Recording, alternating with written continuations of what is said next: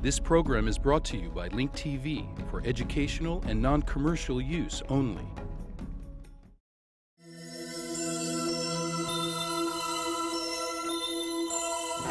Mosaic, a daily news program from Link TV, presents a selection of news reports from independent and state-controlled broadcasters from throughout the Middle East.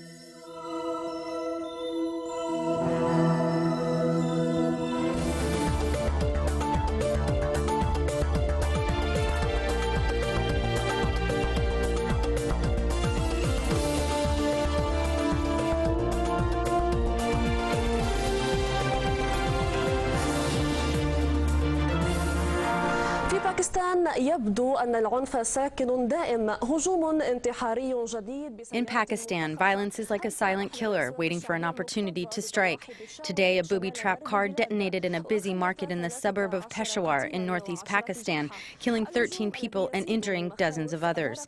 This incident may bring the country closer to a civil war, which is further fueled by the military offensive in Waziristan. The mayor of Matni, who has been known for his long stand against the Taliban, was killed in the blast. The mayor has formed an anti-Taliban awakening force. Our correspondent Mayub Huda reports from Islamabad. It's a battle of life and death for those listed in the Taliban's list of intended targets.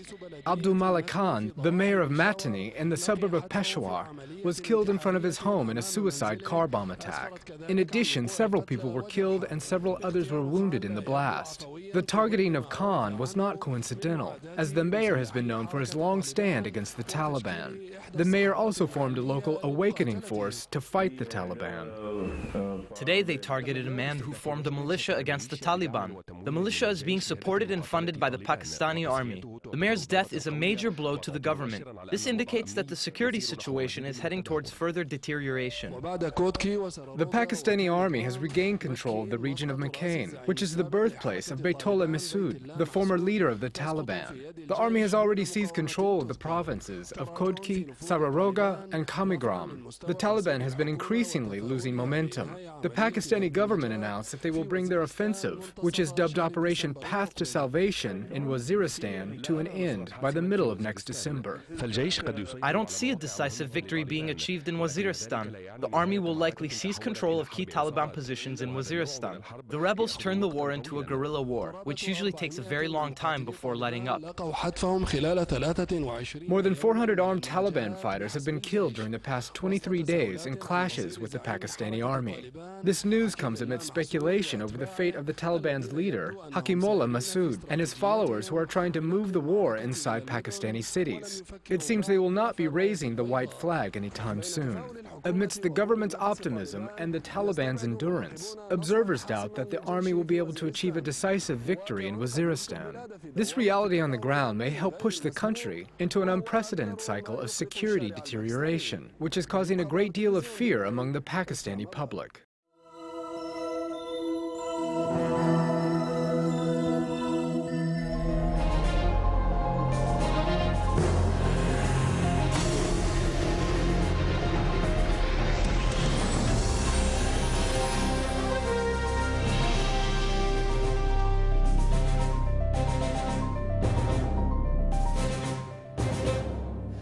The world that saw the collapse of the Berlin Wall 20 years ago has been witnessing for years the construction of another separation wall being built by Israel on the occupied Palestinian territories. This wall continues to be built, and nothing stands in front of it but weekly protests. The People's Committee for Resisting the Wall reiterated that this wall will be brought down just like the one in Berlin.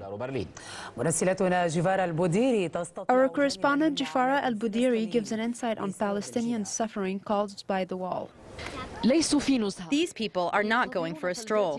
They are waiting anxiously for their family members in front of the gate of the separation wall that encircles the nursery school in the town of Abu Dis in eastern occupied Jerusalem. Before the wall, we used to take the kids in the morning by car to school and pick them back up. We usually wait here every morning at 11:45. Ever since the wall was built, we have to wait. Today, for example, we arrived at noon when they sometimes open the gate. Other times, they won't open until 12:30. 12:30 or 1. بعد مرور ساعة خرج الأطفال بأمر من جندي. An hour later, the children came out on the order of an Israeli soldier. They are all under 5 years old, and they came out hoping to go home soon before the soldier closes this gate. هذه البوابة. Well, just tell me why you're closing it. Let me talk to the nun. You can talk to her later. But why? I have work to do. I'm not here to do... Despite all that, the children have no fear but an insistence to continue their education. Do you want to stay in it? I don't like the army, but I love school. In this very spot, not only a residential building is being divided by the wall, but its residents are trapped behind barbed wire. Worse yet, the residents were forbidden to talk to the media and threatened to be jailed if they did. If someone comes and takes pictures and they see him, he'd be in trouble. No one is allowed to take pictures here. Even though the International Court of Justice in The Hague confirms that building the separation wall is illegal, Israel continues to build it under the pretext of security issues. The wall's length has reached 770 kilometers. 80% of it is in the West Bank and not along the borders drawn in 1967. The anniversary of the fall of the Berlin Wall is an occasion to reiterate the importance for the racist separation wall to be taken down in the occupied territories. A Hague Court resolution is the best way that should be used immediately in this case. We should turn to the resolution by the United Nations and immediately demand sanctions on Israel. This policy has not undermined the people's will to confront the wall. Many civil movements have appeared in which Palestinians and foreign supporters have used numerous methods to confront the wall, the latest of which was on Friday.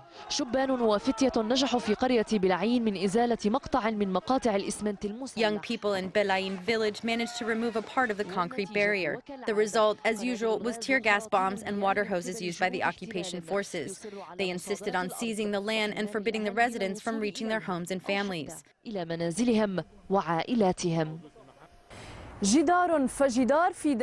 Wall after wall inside the wall. While the world is celebrating the fall of walls, it silently approves the construction of other walls on a land where nothing but crumbs are left and talks about human rights and justice. This is the most outstanding facade of their kind of human rights and justice. Jifara Abudiri, Al Jazeera, from Abu Dis town, eastern occupied Jerusalem.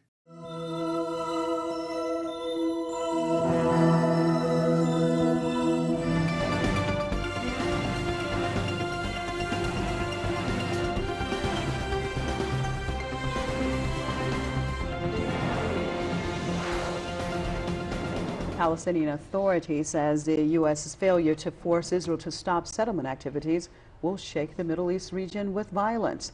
The authority's spokesman says Washington will be held responsible for any consequences of its failure to revive the stalled peace process. Palestinians say the Israeli settlement construction must end as a precondition to resume peace talks with Tel Aviv. Israel rejects freezing the settlements. The United States had earlier promised to pressure Israel to meet the Palestinian demand. And on Thursday, acting Palestinian Authority Chief Mahmoud Abbas said he will not take part in the upcoming Palestinian general elections because he is disappointed with the United States. Israeli Prime Minister Benjamin Netanyahu is now in Washington to hold talks with U.S. officials. Reports say the joint military exercise recently conducted by Israel and the United States has included a simulated chemical missile attack on Tel Aviv. Media sources say missiles armed with chemical and biological warheads were fired into Tel Aviv as part of the training drill called Juniper Cobra. 9 Ohio Army National Guard soldiers joined over 1,000 American soldiers to train the Israeli forces. The Ohio soldiers are members of the U.S. Army's chemical, biological, and nuclear force. The 2-week maneuvers that began on October 21st are set to aim at strengthening the Israeli missile defense system.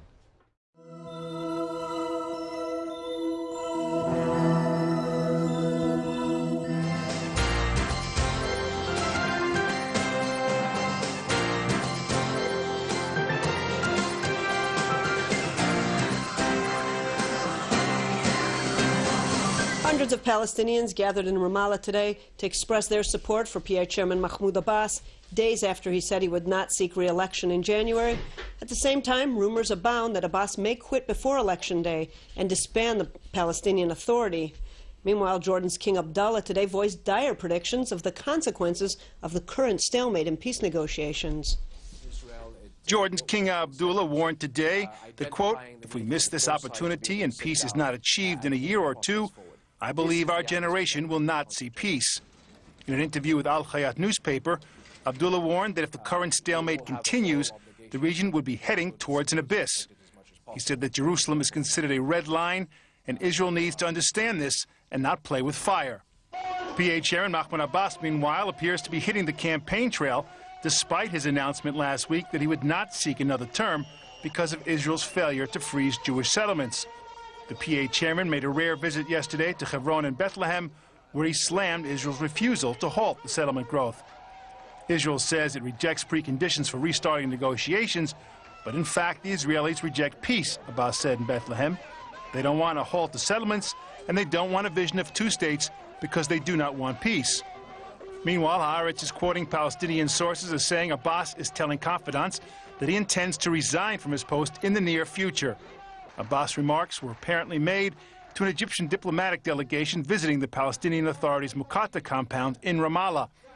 Visitors were surprised to see that Abbas was not amenable to reconsidering the decision and appeared intent on quitting his post. Other reports say Abbas may declare the peace process dead and dissolve the Palestinian Authority. Many Palestinians argue that the authority should be dissolved, at which point Israel would then have to assume full responsibility for the welfare of Palestinians living in the territories. If Abbas was to dismantle the authority, he could retain his leadership of the Fatah faction and his chairmanship of the Palestinian Liberation Organization and resume resistance to the occupation, or he could hand over to the leaders who would. This would boost Fatah's prospects of reconciliation with Hamas, which does not believe Israel is interested in a deal Palestinians can accept. While officials in Ramallah insist Abbas is serious about quitting, Israeli commentators accuse him of bluffing. Eli Wogelanter, IBA News.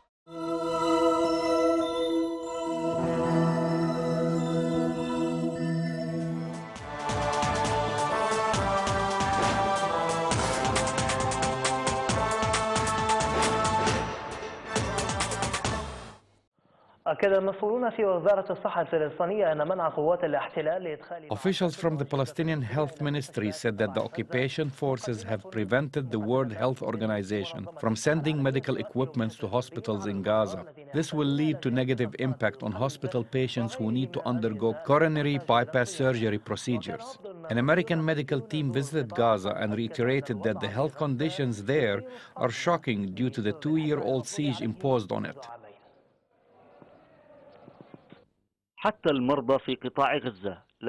Even the sick in Gaza are not spared from Zionist recklessness, which also affects hospitals and medical clinics.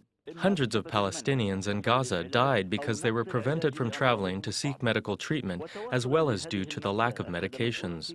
An official from the World Health Organization reiterated that the Zionist entity had prevented for the 4th time the organization from sending $800,000 worth of medical equipment to hospitals in Gaza through the Abu Salam crossing point. This happened despite the fact that the organization had arranged in advance to have equipment sent to hospitals in Gaza. To add insult to injury, the occupation soldiers tampered with the medical equipment before sending it back.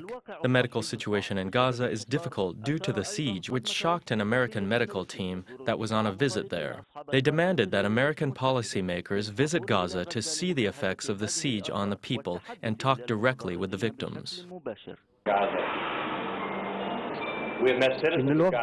We have seen the devastating effects of the war and siege that have been imposed on the Palestinians, not to mention the psychological impact.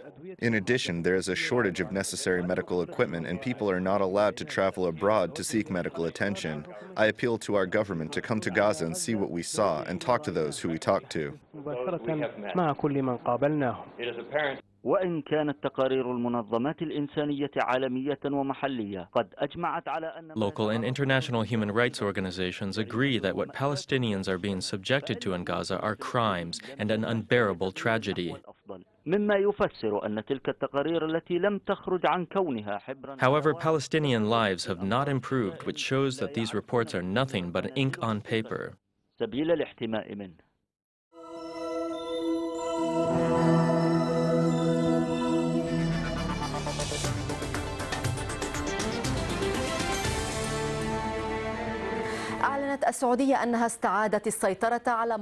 Saudi Arabia has announced that it has regained control of the territory in Jabal al-Dokhan on the border between its territories and Yemen, which was previously infiltrated by Yemeni Houthi rebels. Saudi Deputy Minister for Defense and Air Force Emir Khaled bin Sultan stated that the Saudi forces are currently mopping up the rebels from the area. Saudi Arabia announced its complete control over Jabal al-Dokhan in the border area with Yemen and stated that it is in the process of clearing out the Houthi infiltrators. In images broadcast by the official Saudi television station, the Saudi Deputy Minister for Defense, Emir Khaled bin Sultan bin Abdulaziz, made an announcement in the border region of Al-Khoba in the presence of his soldiers and the commanders of the army. The Emir seized the opportunity to reiterate that the mopping up operation had targeted gangs and not the Yemeni system. The price of that operation was the life of 3 Saudi officers and the injury of others. He denied the claim that 4 missing Saudi officers had become hostages in the hands of the Houthis. The Houthis, on the other hand, have denied what they have described as Saudi allegations and confirmed that the Yemeni villages are being subjected to heavy bombardment by Saudi forces.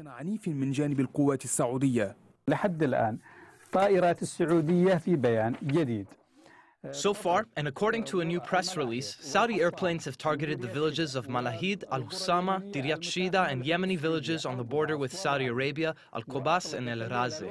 In one evening alone, more than 30 air raids were carried out on our regions. This is happening inside Yemen, and the aggression is obvious. Yemeni blood is not water.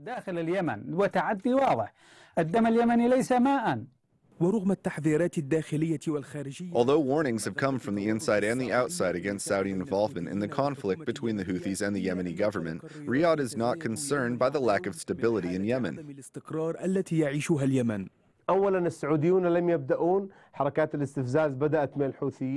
First of all, Saudis didn't begin these provocative actions. They began with the Houthis, who tried to establish a base for themselves in the region of Jabal al-Dokhan. They are the ones who began harassing the Saudi border forces. And this is when the Saudi response was initiated, and it will continue until the danger is completely removed from the Saudi border. In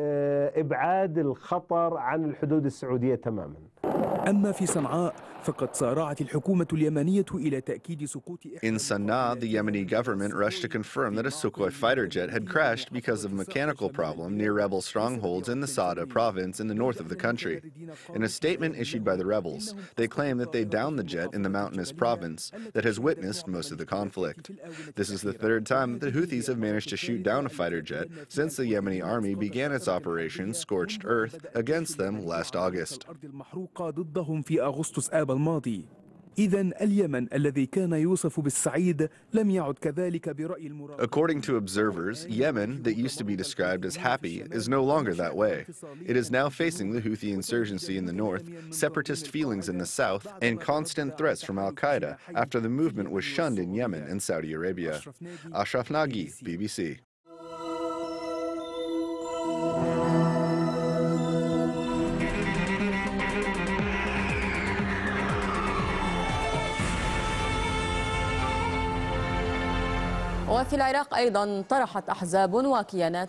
Several political parties and blocs in Iraq are lobbying with secular slogans ahead of the upcoming elections. Among these coalitions is the Iraqi National Movement, led by Iyad Alawi. The new coalition includes several influential political blocs. Samir Youssef has the details in the following report. Iyad Alawi decided to enter the upcoming parliamentary elections with a different approach.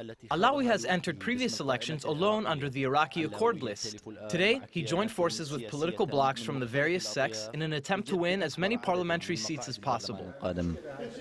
There are nearly 40 political parties who have joined the coalition. They have come together in the name of national unity. Among the most prominent political figures that joined Alawi's coalition are Salih al-Mutlaq, Tariq al-Hashimi, and Rafi al-Issawi. The coalition is also seeking to attract other political figures, such as the Iraqi Minister of Interior, Jawad al-Bulani. Al-Bulani is among the most prominent figures expected to join the Iraqi National Coalition, led by Iyad Alawi. The coalition includes our brothers Tariq al-Haskami, Rafi al-Assawi, Hussein al-Sha'lan, and Skandar Watfoot from the province of Babel. In addition, the coalition includes several key tribal leaders such as Sheikh Abdullah al-Humaydi and Abu Saif Usam al-Nujayfi. Emir Ruba'a has also joined the coalition. The shakeup also included 7 political figures who split from the Iraqi national list. While some have joined other election lists, others form new independent political blocs. The Iraqi list is no longer a leading political bloc. The Iraqi list is plagued by favoritism and individualism. The list lost some of its founding principles, which are imperative for the building of the Iraqi national project.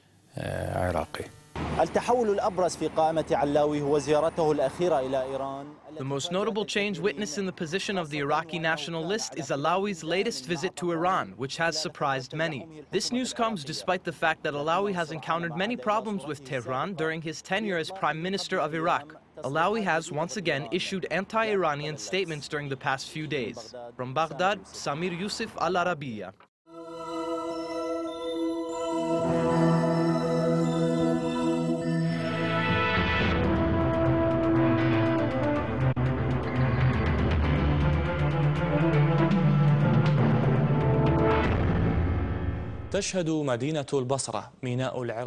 Basra City, Iraq's only harbor that was once famous for being the prosperous bride of the Gulf, is witnessing relative security stability, but still suffers from neglected public services as well as water shortages. Sewage water flows in the ancient canals of Basra, while electricity continues to be cut.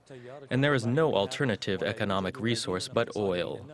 However, the citizens here say that despite the improvement of the security situation in the city, they do not feel that they are living in a country with an abundance of oil.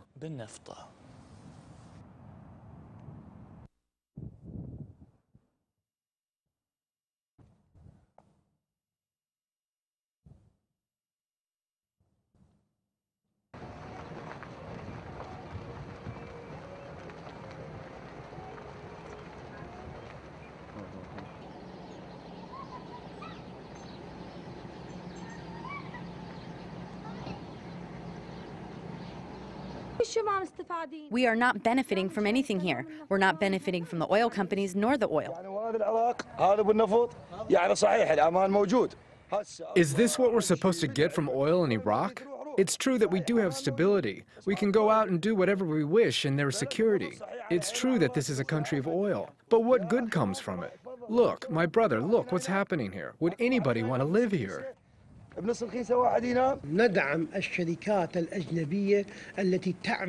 We support the foreign companies that work in Iraq, especially in the oil fields where they invest and increase the oil production here. We need a lot of money to rebuild Iraq. If the contracts are productive and benefit the Iraqi side, then we welcome them. If the contracts are unfair and violate Iraq's rights, then we won't accept them.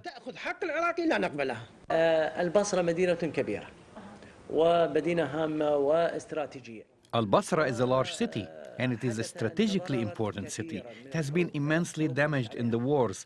3 wars have ravaged it. Other provinces have not been damaged like Basra. The city needs large financial appropriations. Thank God the Prime Minister and the unity government have paid attention to this, and they want to appropriate special financial aid to Basra that is different from other provinces that have not been through wars. These provinces did not go through wars and they do not have catastrophes. They have smaller populations and they are smaller in size than Basra.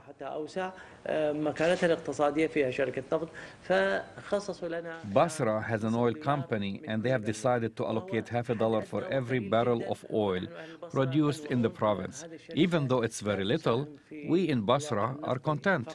This company does not only contribute to the oil industry, but will also contribute to the economical, cultural, and environmental sectors in Basra. They will cooperate with us and they will have a role in opening a cultural center here, paving a street there and contributing to our well-being. They will not be placed in Rumalia or a place far from civilization. The effects of their work will have an effect on the city.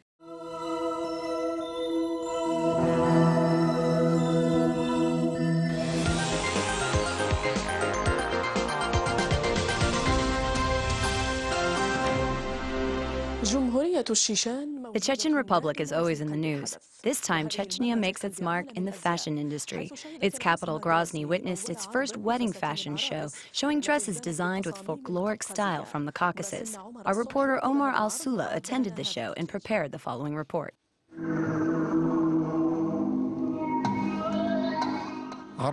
It's a fashion show for Chechen wedding dresses, but it's not in Paris, Rome, or in any fashion capital of the world.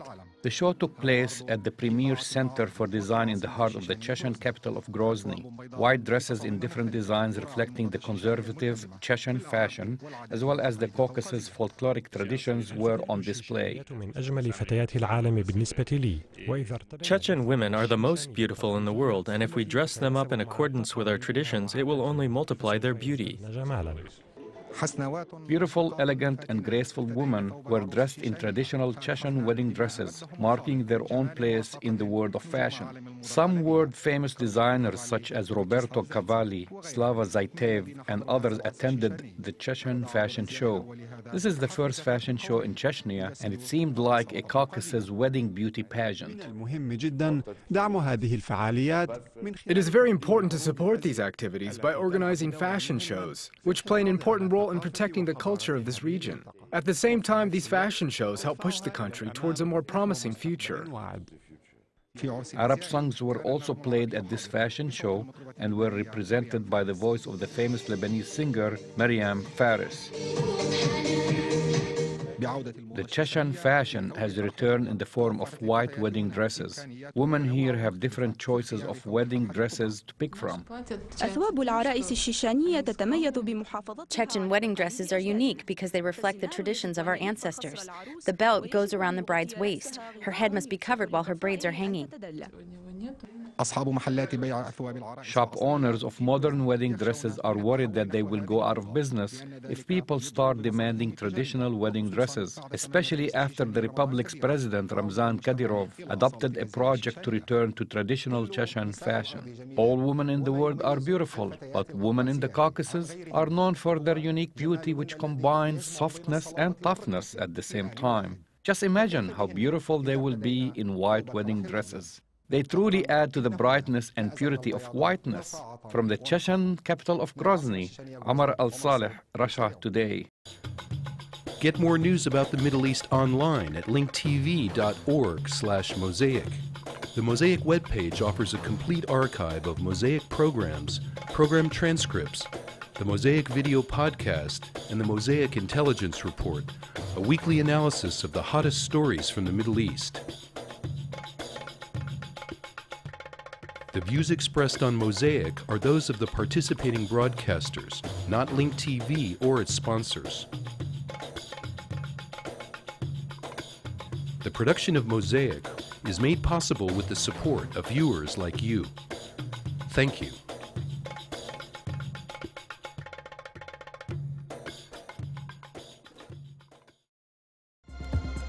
This program is brought to you by Link TV for educational and non-commercial use only.